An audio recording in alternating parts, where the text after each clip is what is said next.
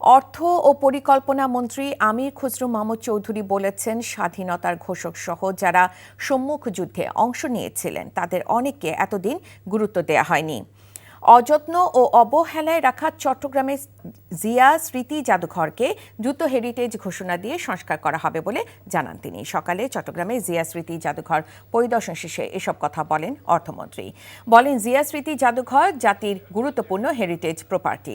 এটিকে সংরক্ষণ ও উন্নয়ন করা জরুরি। দ্রুত জাদুঘরের অবকাঠামোগত উন্নয়ন করে উন্মুক্ত করা হবে, যাতে ভবিষ্যৎ প্রজন্ম দেশের ইতিহাস সম্পর্কে সঠিক ধারণা পেতে পারে।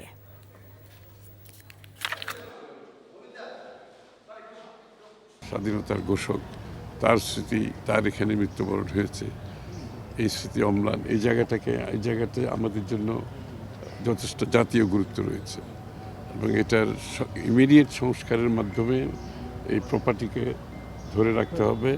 জাদুঘরকে আমাদের তার সঠিক পরিপূর্ণতা দিতে হবে।